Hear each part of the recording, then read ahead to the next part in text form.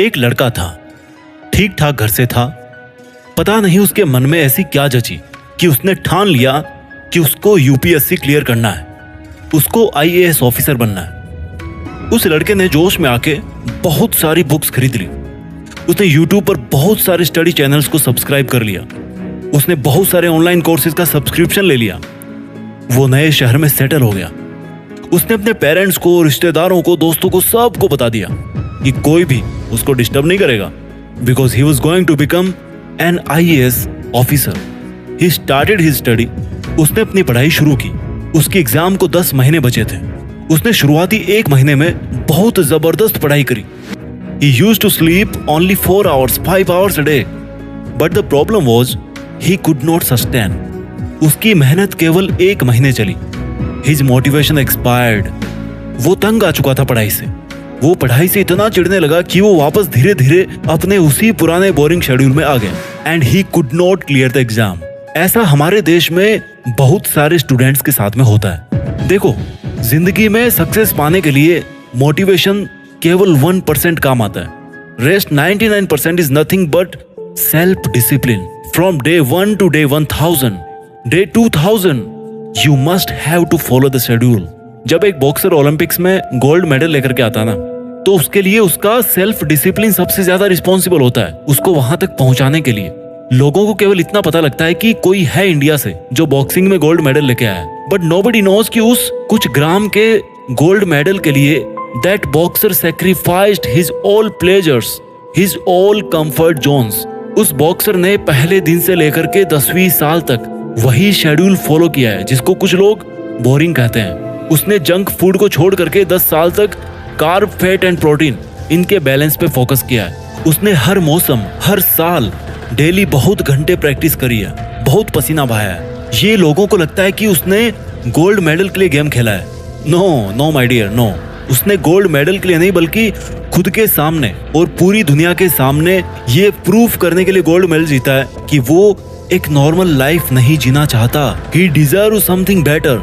अनुशासन आपकी वो क्षमता है जिससे आप वो काम उस टाइम पर कर पाते हैं जब आपको उस काम को करना चाहिए। Very simple.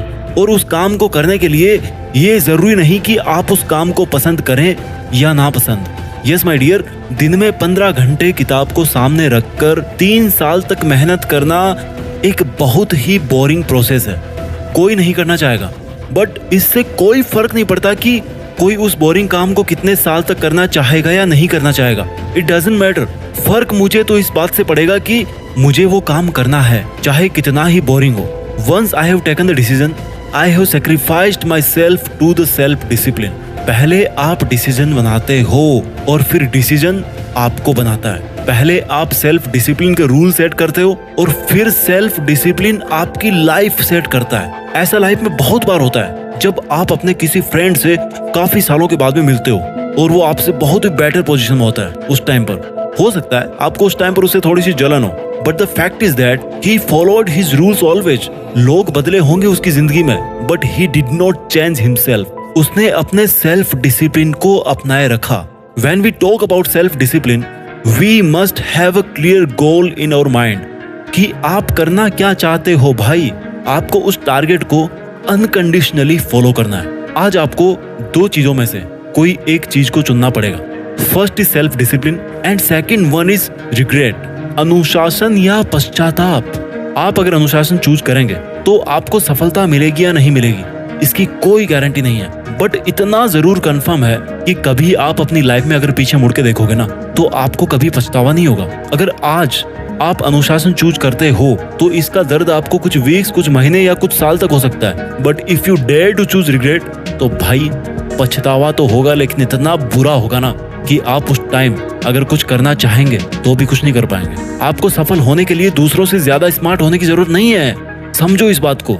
आपको सक्सेसफुल होने के लिए दूसरों से ज्यादा सेल्फ डिसिप्लिन्ड होने की जरूरत है। जब कोई आर्मी में भर्ती होता है ना, तो उसको सबसे पहला अगर कोई पार्ट पढ़ाया जाता है तो वो है सेल्फ डिसिप्लिन का।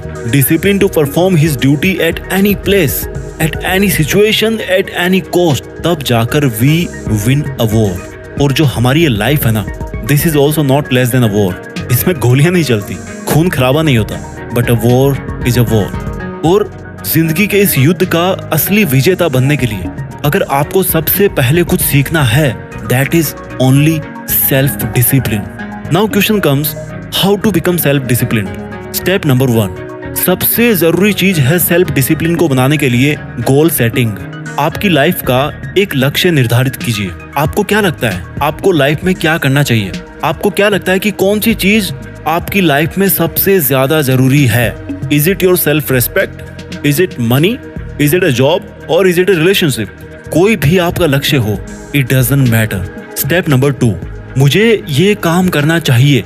इस वाक्य से निकल के आप इस लाइन पे आइए कि मैं ये काम कर रहा हूं। द मोमेंट यू रियलाइज कि आपको ये काम करना चाहिए, you must not wait for anything. आपको अपने उस आइडिया पर काम करना शुरू कर देना है at that very very very first moment. जो रेस में सबसे पहले स्टार्ट करता है ना, उसके चांसेस भी ज्यादा होते हैं सबसे आगे रहने के, सब्जेक्टेड टू हिज परसिस्टेंस। यानी कि लगातार काम करने की जो आदत होती है ना, वही रेस में सबसे ज्यादा आगे आपको लेकर के जाती है। Step number 3, create a deadline. जब कोई रेस शुरू होती है तो जो दौड़ने वाला होता है उसके सामने एक टारगेट होता है कि वो रेस 100 मीटर की है या 10 किलोमीटर की है। उस रनर की तैयारी और माइंडसेट भी उसी तरह से होता कि वो अपने आप को मेंटली तैयार कर सके।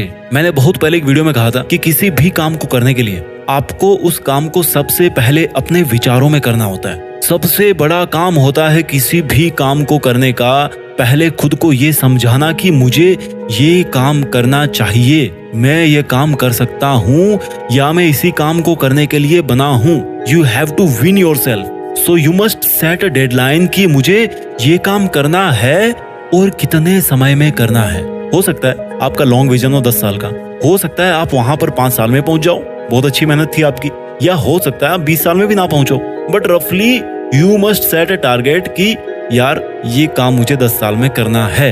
स्टेप नंबर 4, जब आपने एक बार बहुत बड़ा टारगेट सेट कर लिया तो अब आपको बार बार ये सोचने की जरूरत नहीं है कि आपको इतना बड़ा काम करना, आपको इतना बड़ा काम करना, आप कैसे करोगे कैसे करोगे।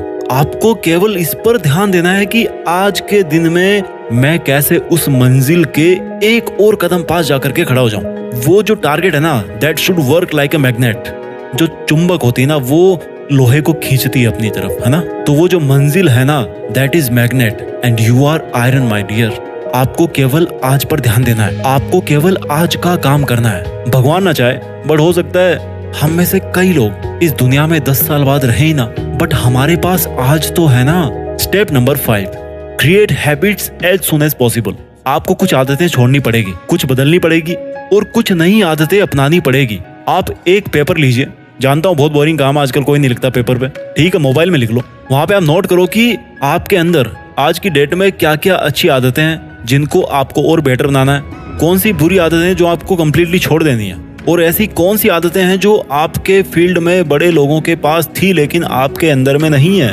बिकॉज आपको अगर उस लेवल तक जाना है तो आपको अपनी आदतों में भी बदलाव लाना पड़ेगा। टिप्स नंबर 6, सबसे important, be responsible, be honest. आप चाहे दुनिया के सामने कैसे भी रहो, कैसे भी बनो, आप दुनिया को उल्लू बना सकते हो। You can cheat the world but you must not cheat yourself, because I am once again saying that in this 800 crore people's world, you are just one who will be with you till your last breath. आप एकमात्र वो प्राणी है इस 800 करोड़ की दुनिया में जो आपके साथ में आखिरी सांस तक रहेंगे। तो क्यों खुद को उल्लू बना रहे हो भाई? स्वीकार कीजिए खुद के अंदर कोई कमी है तो मिलके बदलाव करेंगे ना यार, उसमें क्या दिक्कत है? चेंज लाने के लिए तो बैठे हैं यहाँ। Be honest and responsible, be self disciplined. आइए अपनी लाइफ में कुछ ऐसा करें जो किसी ने ना किया हो, जिसके लिए केवल आप बने हो और जो आपसे बेहतर और कोई नहीं कर सकता। अपना ख्याल रखिए और आगे बढ़ते रहिए। देश में खुद के साथ साथ दुनिया में भी हिंदुस्तान का नाम रोशन कीजिए। जय हिंद, वंदे मातरम।